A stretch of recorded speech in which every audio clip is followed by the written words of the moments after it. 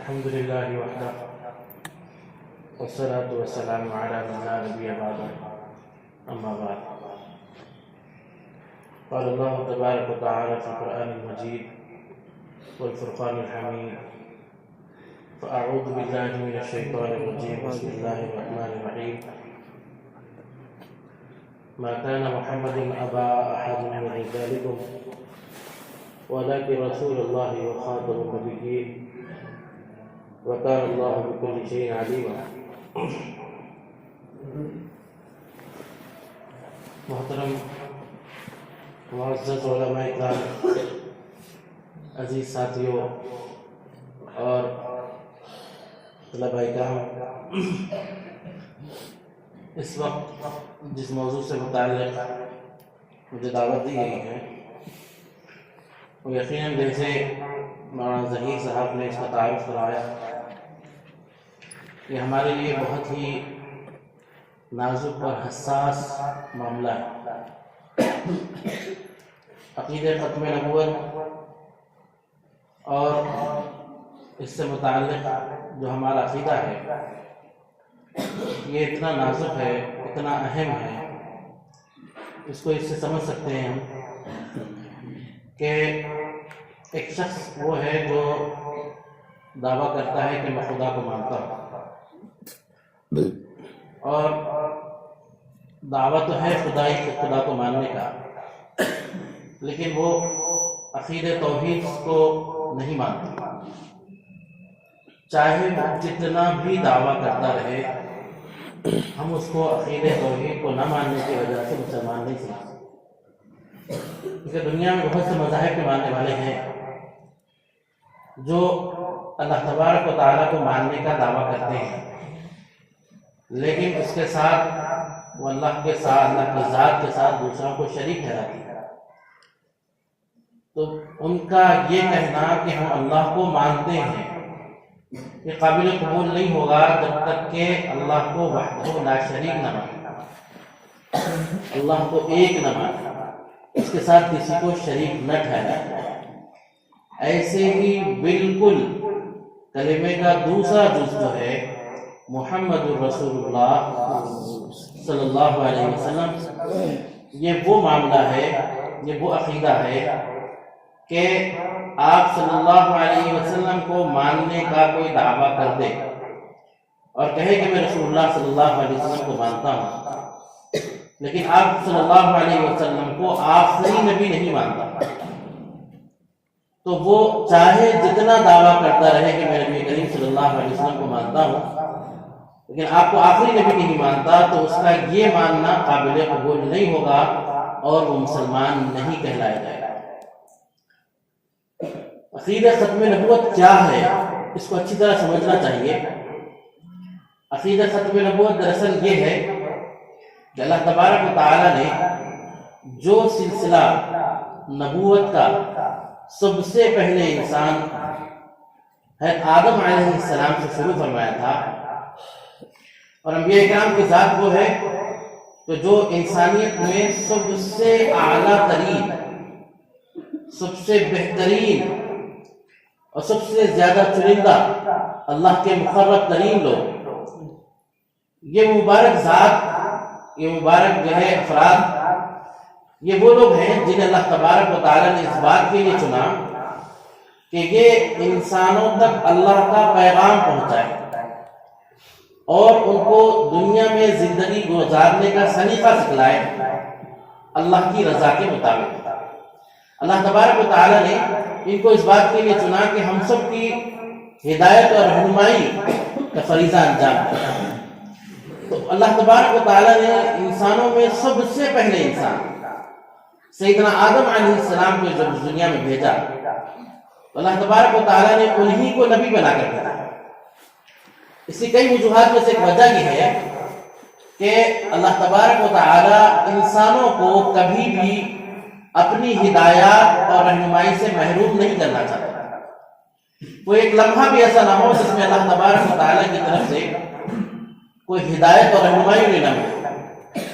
یہ اللہ تبارک و تعالیٰ کا احسان ہے کہ اس نے ہم کو جو ہے انبیاء کرام کے ذریعے اپنا پیغام پہنچایا تاکہ ہم اپنی صحیح زندگی گزار سکیں، اس کی رضا اور مرضی کو حاصل کر سکیں اور اس کے مطابق اپنی زندگیوں کو سنوار سکیں۔ تو وہ سلسلہ اللہ تبارک و تعالیٰ نے جو سیدنا آدم علیہ السلام سے شروع فرمایا تھا، یہ سلسلہ چلتے ہوئے حضرت نوح، حضرت ابراہیم، اسی طریقے سے دیگر انبیاء کرام، حضرت جو ہے اسماعیل علیہ السلام، حضرت موسیٰ علیہ السلام، حضرت عیسیٰ علیہ السلام، یہ جو ہے سلسلہ چلتے ہوئے جناب سیدنا محمد رسول اللہ صلی اللہ علیہ وسلم پر آ کر مکمل ہو گیا کہ جو سلسلہ آپ نے سیدنا آدم سے شروع فرمایا تھا وہ جناب سیدنا محمد رسول اللہ صلی اللہ علیہ وسلم پر مکمل فرما دیا۔ اب یہ اعلان فرما دیا کہ میرے بعد کوئی قیامت تک نبی آنے والے نہیں ہیں۔ اس سورہ احزاب کی آیت نمبر 40 میں اللہ تبارک و تعالیٰ نے فرمایا ما كان محمد ابا احد من رجالكم ولكن رسول اللہ وخاتم النبیین۔ فرمایا کہ جو ہے محمد صلی اللہ علیہ وسلم تمہارے مردوں میں سے کسی کے باپ نہیں ہیں، فرمایا کہ جو ہے لیکن وہ اللہ کے رسول ہیں اور نبوت کے مکمل کرنے والے، وہ خاتم النبیین ہیں۔ فرمایا کہ جو ہے جو یہ اعلان اللہ تبارک و تعالیٰ نے فرمایا ہے، اب اس کے بعد کوئی بھی شخص جو نبوت کا دعویٰ کرے وہ کافر ہے، وہ کذاب ہے، وہ دجال ہے۔ اور اللہ تبارک و تعالیٰ نے قرآن میں اس بات کا اعلان فرما دیا کہ اليوم اکملت لکم دینکم واتممت علیکم نعمتی ورضیت لکم الاسلام دینا، کہ اللہ تبارک و تعالیٰ نے حضرت سیدنا محمد رسول اللہ صلی اللہ علیہ وسلم پر اپنا دین کو اللہ نے مکمل فرما دیا اور اپنی نعمت کو تمام فرما دیا، اور اللہ تبارک و تعالیٰ صرف اور صرف دین اسلام سے راضی۔ تو یہ جو اعلان ہوا ہے اس کے ذریعے یہ پیغام بھی دے دیا گیا کہ اللہ تبارک و تعالیٰ نے نبی کریم صلی اللہ علیہ وسلم پر اپنے دین کو مکمل فرما دیا۔ اب کوئی نیا طریقہ، کوئی نیا حکم، کوئی نیا راستہ نہیں آئے گا۔ اب جو بھی شخص کوئی نئی بات دین میں کرے گا وہ جو ہے ٹھکرا دی جائے گی، وہ بات قبول نہیں کی جائے گی۔ کوئی نیا الہام، کوئی نیا کشف اور کوئی بھی نیا طریقہ وہ جو ہے دین میں قابل قبول نہیں ہوگا جو دین میں اضافے کا باعث ہے۔ یہ اللہ تبارک و تعالیٰ نے قرآن پاک میں اور سیدنا محمد رسول اللہ صلی اللہ علیہ وسلم نے احادیث میں اس عقیدے کو کھول کھول کر بیان فرمایا۔ یہ اتنا بنیادی عقیدہ ہے، اتنا اہم ترین عقیدہ ہے کہ امت میں کبھی بھی اس سلسلے میں کوئی شک اور شبہ نہیں رہا، کوئی شک اور شبہ اس سلسلے میں کبھی نہیں رہا۔ اور جب بھی اس قسم کے دعوے دار امت میں کھڑے ہوئے ان کا معاملہ جو ہے ان کو کیفر کردار تک پہنچایا گیا اور ان کا معاملہ صاف کر دیا گیا۔ یہاں یہ سمجھنے کی ضرورت ہے کہ عقیدہ ختم نبوت جب ہماری اساس ہے، ہماری بنیاد ہے اور ہمارا جو ہے تعلق اس سے اتنا مضبوط ہے، اس کے باوجود آج کچھ ایسے فتنے کھڑے ہو رہے ہیں جو عقیدہ ختم نبوت کے بالکل خلاف جا کر امت کے نوجوانوں کو گمراہ کر رہے ہیں اور ان کے ایمان کو سلب کر رہے ہیں، ان کو دھوکہ دے رہے ہیں اور ان کے ایمان برباد کیے جا رہے ہیں، وہ مرتد بنائے جا رہے ہیں، کافر بنائے جا رہے ہیں۔ آخر اس کی وجہ کیا ہے؟ جب اتنی بنیادی بات ہے، اتنا بنیادی مسئلہ ہے، تو پھر دھوکے میں نوجوان کیسے آ رہے ہیں، کیسے وہ گمراہ ہو رہے ہیں؟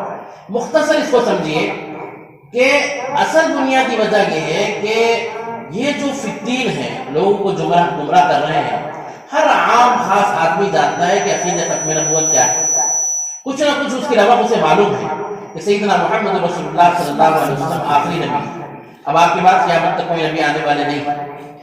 تو پھر وہ فائدہ کہاں سے اٹھاتے ہیں؟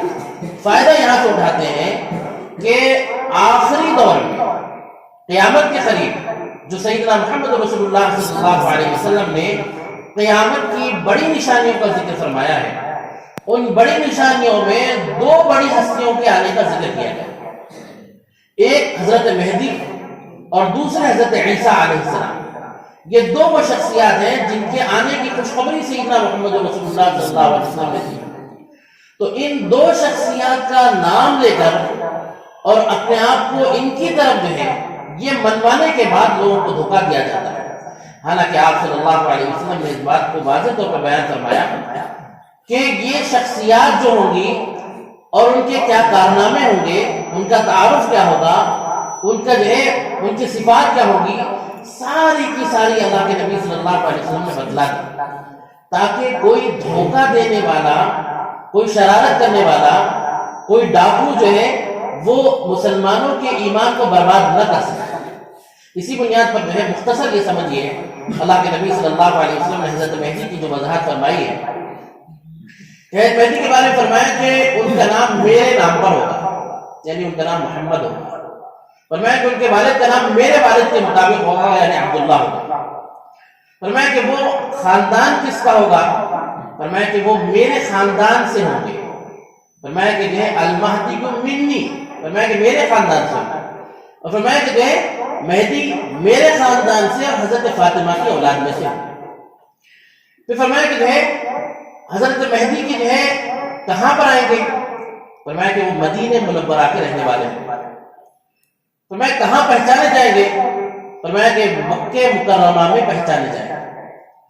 پھر احادیث کا مطالعہ کرتے ہیں تو اس میں سیدنا محمد رسول اللہ صلی اللہ علیہ وسلم نے اس بات کی بھی وضاحت فرمائی کہ مہدی خود سے دعویٰ نہیں کرے کہ میں مہدی ہوں، مجھ کو مان لو۔ آج جتنے بھی دعوے دار کھڑے ہوئے وہ سب کہتے ہیں کہ میں مہدی ہوں، مجھ کو مان لو۔ اللہ کے نبی صلی اللہ علیہ وسلم فرمایا کہ مہدی جو ہے وہ دعویٰ نہیں کریں گے بلکہ لوگ دیکھ کر انہیں پہچانیں گے، اور بہت تفصیل سے ان کی صفات بیان کی ہے۔ فرمایا کہ جب دیکھ کر پہچانیں گے اور ان کے ہاتھ پر بیعت کرنے کی کوشش کریں گے تو فرمایا کہ وہ قاری ہوں گے، اس بات کو پسند نہیں کرتے ہوں گے کہ ان کے ہاتھ پر بیعت کی جائے۔ اس کی وجہ یہ ہوگی خود حضرت مہدی اپنی شخصیت سے واقف نہیں ہوں گے، ان کے مقام سے واقف نہیں ہوں۔ پھر اللہ تبارک و تعالیٰ پر اس بات کو کھولے گا تو معلوم یہ ہوا کہ حضرت مہدی خود سے دعویٰ نہیں کریں گے۔ پھر ان کے ہاتھ پر بیعت کہاں ہوگی، فرمایا کہ پہلی بیعت ان کے ہاتھ پر مقام ابراہیم اور حجر اسود کے درمیان ہے۔ فرمایا بین الرکن والمقام، مقام ابراہیم اور حجر اسود کے درمیان ان کے ہاتھ پر بیعت ہے۔ یہ اتنی صاف صاف نشانیاں ہیں کہ اگر عام مسلمان اس سے واقف ہو جائیں تو پھر کوئی دھوکے باز دھوکہ نہیں دے سکتا۔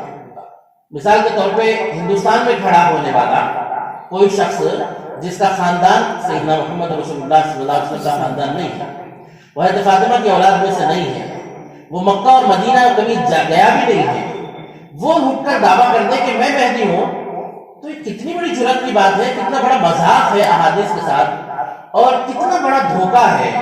اور پھر اس کے باوجود چند نوجوان اس سے متاثر ہو جائیں تو یہ افسوس کی بات پوری امت پر ہے کہ ہم نے ان عقائد کو امت تک پہنچایا نہیں ہے، اس بنیاد پر یہ لوگ جو ہے نوجوانوں کو دھوکہ دینے میں کامیاب ہو رہا ہے۔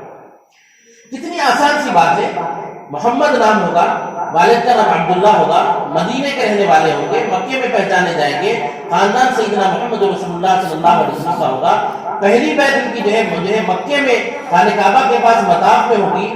پھر تمام باتیں اپنی جگہ، آج تک بہت سے دعوے دار آئے، کہیں مرزا غلام احمد قادیانی کا جو ہے فتنہ آیا، کہیں پر محمد جونپوری کا فتنہ آیا، اور کہیں پر اب شکیل کا فتنہ آیا ہے۔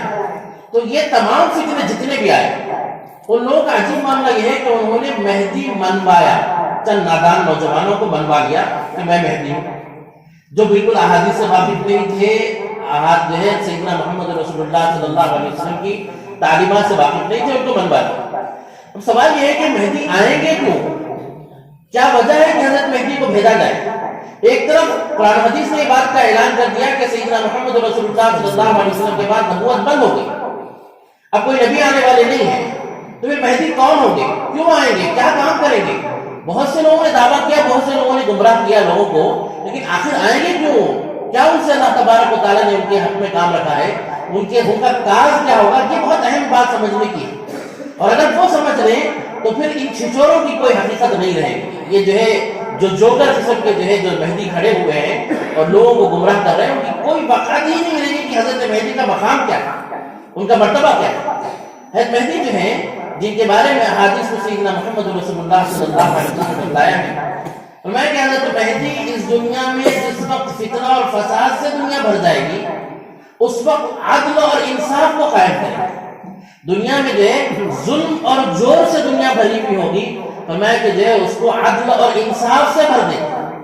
فرمایا کہ جو ہے انسانیت دشمن، امن دشمن، اسلام دشمن طاقتوں کا مقابلہ کرے گا، اور وہ ایک عالمی قیادت کو لے کر آئے گا۔ اور وہ جو ہے انسانیت دشمن طاقتوں کا صفایا کریں گے. وہ جب تشریف لائیں گے تو وہ ایسا کارنامہ ہوگا کہ پوری دنیا میں ان کی آمد کا اعلان ہو جائے. اور وہ جب تشریف لائیں گے تو کوئی معمولی کام نہیں ہوگا، بلکہ فرمایا کہ انسانیت دشمن طاقتوں کا صفایا کر دے. اور ایسا حال ہوگا کہ کوئی بھی جو ہے اس کے بعد بر مارنے کا لائق نہیں ہوگا. حضرت مہدی کا مقام یہ ہوگا کہ پوری دنیا میں عدل و انصاف کو قائم کرے. تو حضرت مہدی کا مقام و مرتبہ کیا ہے؟ اور یہاں جو ہے چھپے بیٹھے ہوئے چند جو ہے لوگ مہدی ہونے کا دعویٰ کرتے ہیں اور ہمارے نوجوان جو ہے ان کو جو ہے قبول کر لیتے ہیں. تو یہ افسوس جو ہے ہماری آنے والی نسلوں تک ہم نے پیغام نہیں پہنچایا. اس پر ہمیں افسوس کرنا چاہیے کہ ہم نے صحیح کردار ادا نہیں کیا. دوسری بنیادی شخصیت جو ہے جن کے بارے میں اللہ کے نبی صلی اللہ علیہ وسلم فرمایا کہ وہ ہے عیسیٰ علیہ السلام. حضرت عیسیٰ علیہ السلام کون ہے؟ حضرت عیسیٰ علیہ السلام یہ بنی اسرائیل میں رسول بنا کر بھیجے گئے. قرآن نے جس کو بیان فرمایا ورسولا الی بنی اسرائیل کہ وہ کون ہے؟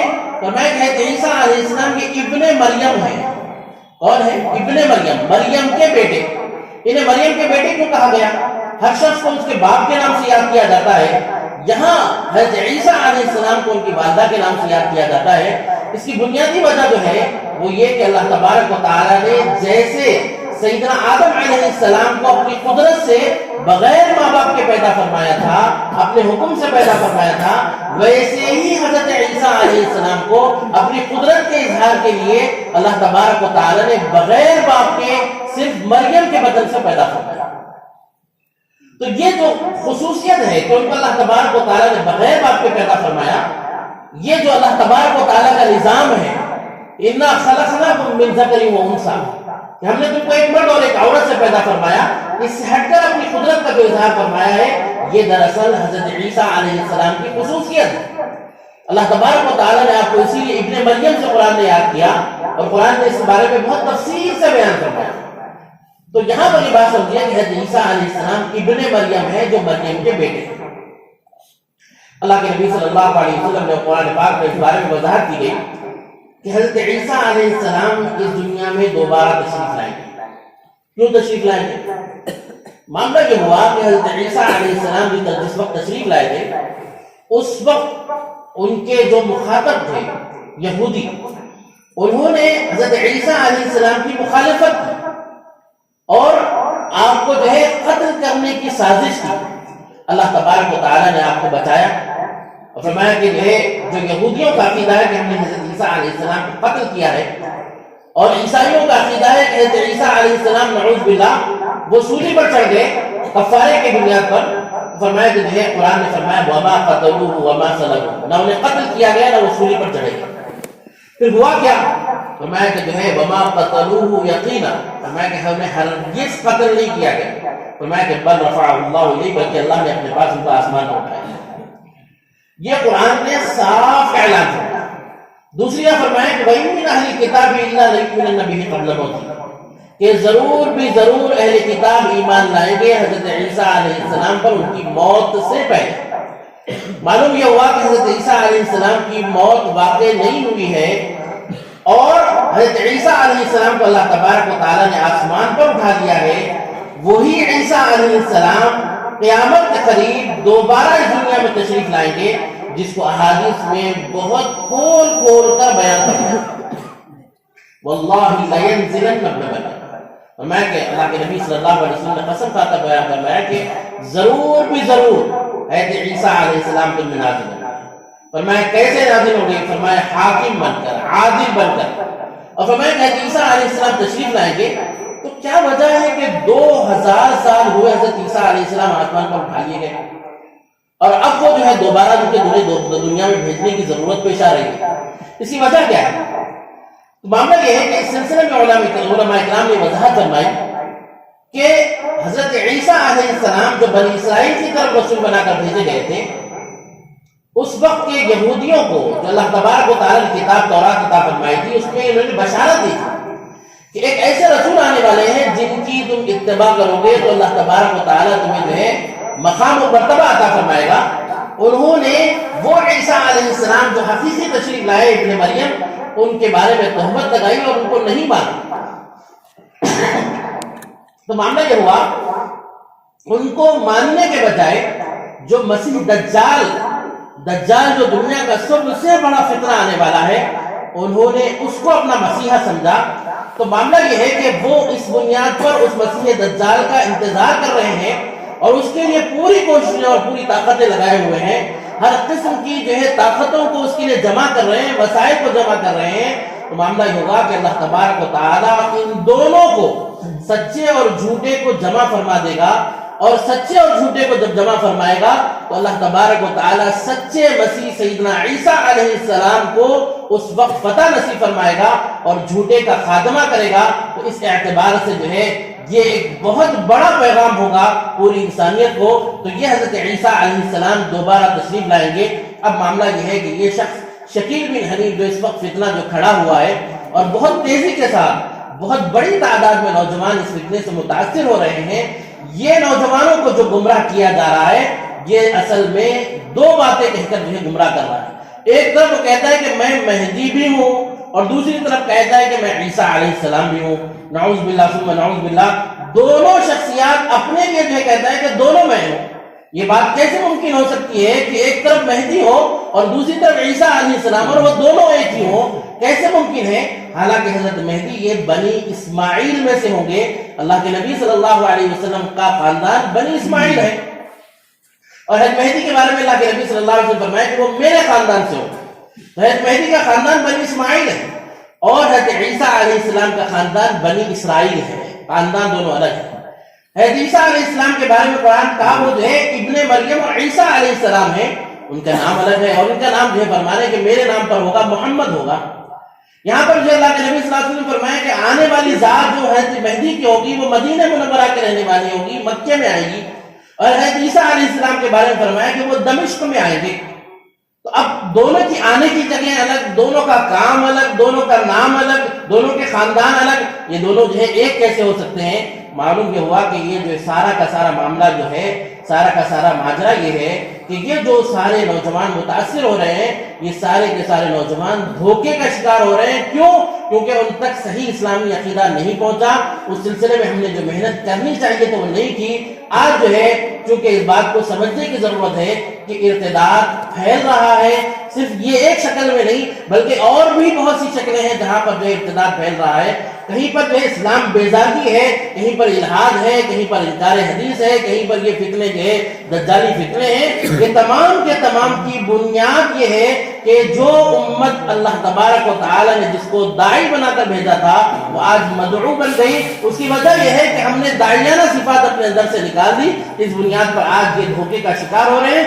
اور بنیادی بات یہ ہے کہ ہم نے عقائد سے متعلق امت میں جو شعور بیدار کرنے کی ضرورت تھی اس پر محنت نہیں کی ہے.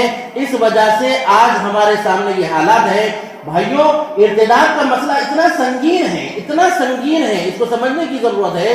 ارتداد سے متعلق قرآن پاک میں اللہ تبارک و تعالیٰ نے بہت اہم بات فرمائی کہ یہ ایک ایسا خطرناک مسئلہ ہے اور ایسا جو ہے بھیانک معاملہ ہے کہ اللہ تبارک و تعالیٰ نے اس بارے میں فرمایا کہ ان کے خلاف، مرتد افراد کے خلاف اور ارتداد کے خلاف کام کرنا اتنا باعث ثواب ہے، اتنا بڑا کام ہے کہ ہم اندازہ نہیں کر سکتے. کہ اللہ تبارک و تعالیٰ نے آج ہم کو یہ موقع عطا فرمایا کہ جبکہ ارتداد ہمارے سامنے پھیل رہا ہے، ہمارے سامنے جو ہے ہمارے نوجوان اسلام کو چھوڑ کر کفر کو اختیار کر رہے ہیں، مرتد ہو رہے ہیں. اور عموماً جو ہے اس سلسلے میں ایک بنیادی بات جو مجھے غلط فہمی پیدا ہوتی ہے وہ یہ ہوتی ہے کہ اب جو نیا فتنہ شکیل بن حنیف کا کھڑا ہوا ہے اس سے متاثر نوجوان عموماً ظاہری اعتبار سے خوب دیندار نظر آتے ہیں.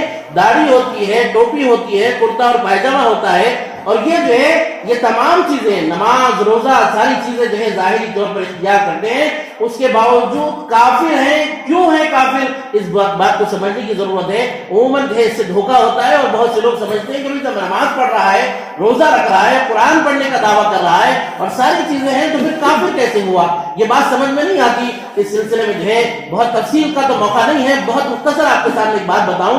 وہ یہ ہے کہ جو ہے اسلام کا اللہ تبارک و تعالی نے جو پورا دین سیدنا محمد رسول اللہ صلی اللہ علیہ وسلم کے ذریعے ہم تک پہنچایا ہے، اس کی بنیاد یہ ہے کہ جو کچھ سیدنا محمد رسول اللہ صلی اللہ علیہ وسلم لے کر آئے ہیں ان سب پر، ان تمام باتوں پر ایمان لانے کا نام ایمان ہے۔ ان میں سے کسی ایک بات کا بھی انکار کرنے والا مسلمان باقی نہیں رہتا۔ جو بات ثابت شدہ ہے، اللہ کے رسول صلی اللہ علیہ وسلم لے کر آئے ہیں، اس میں سے کسی ایک بات کا بھی انکار کرنے والا، اس کو یوں سمجھے کہ کوئی کہتا ہے کہ میں قرآن کی تمام آیتوں کو مانتا ہوں لیکن ایک آیت کو نہیں مانتا، تو اب معاملہ یہ ہوگا کہ وہ تمام آیتوں کو ماننے کے باوجود ایک آیت کا انکار کرنے کی وجہ سے مسلمان باقی نہیں رہتا۔ جیسی مثال ہمارے پاس موجود ہے کہ سیدنا محمد رسول اللہ صلی اللہ علیہ وسلم کے بعد سیدنا ابو بکر صدیق رضی اللہ عنہ کے زمانے میں چند افراد ایسے کھڑے ہوئے جنہوں نے یہ کہا کہ ہم جو ہے زکوٰۃ سیدنا محمد رسول اللہ صلی اللہ علیہ وسلم تک دیتے تھے، اب ہم نہیں دیں گے۔ فرمایا کہ جب یہ بات آئی تو سیدنا ابو بکر صدیق رضی اللہ عنہ نے جب اعلان فرمایا، جو نعرہ لگایا اَيُنْقَصُ الدِّينُ وَأَنَا حَيٌّ، کہ دین میں کسی قسم کی کوئی کمی کی جائے اور میں زندہ رہوں، ایسا نہیں ہو سکتا۔ فرمایا کہ جو ہے اس ارتداد کے خلاف انہوں نے جو ہے جب انہوں نے یہ کہا، وہ لوگ جو کہنے والے تھے زکوٰۃ کا انکار کرنے والے تھے، وہ کلمہ بھی پڑھتے تھے، نماز بھی پڑھتے تھے، وہ جو ہے قرآن کو بھی پڑھتے تھے، وہ تمام چیزیں جو ظاہری طور پر ایک مسلمان کے لیے لازمی وہ تمام چیزیں کرتے تھے، انہوں نے صرف یہ کہا تھا کہ ہم زکوٰۃ نہیں دیں گے، تو معاملہ یہ ہوا کہ صحابہ کرام نے متفقہ طور پر ان کے خلاف جہاد کیا، ان کو جو ہے اسلام سے خارج کہا۔ کیوں؟ اسلام کے بنیادی ایک رکن کا انہوں نے انکار کیا۔ یہاں پر بھی یہی معاملہ ہے کہ آج جو فتنہ شکیل بن حنیف سے نوجوان متاثر ہیں، وہ چونکہ جو ہے ظاہری طور پر تمام چیزوں کو مان رہے ہیں، قرآن کو مان رہے ہیں، جو ہے نماز کو مان رہے ہیں اور جو ہے کلمہ وغیرہ کا جو ہے بیٹ کرتے ہوئے نظر آتے ہیں، لیکن چونکہ انہوں نے ایک جھوٹے شخص کو جو نبی نہیں ہے اس کو نبی مانا، اور جو ہے جس کو اللہ تبارک و تعالی نے نبی نہیں بنایا اس کو جو ہے اپنے ابو جو ہے حضرت عیسیٰ علیہ السلام مانتے ہیں، اور وہ جھوٹے کذاب کو حضرت مہدی مانتے ہیں، یہ ایسا کفر ہے کہ اس کے بعد جو ہے وہ مسلمان باقی نہیں رہتا۔ معاملہ بہت نازک ہے۔ اس سلسلے میں جو ہے چونکہ کئی قرآن کی آیات اور اسی طریقے سے کئی احادیث کا انکار اور بنیادی طور پر جو ہے جھوٹے کو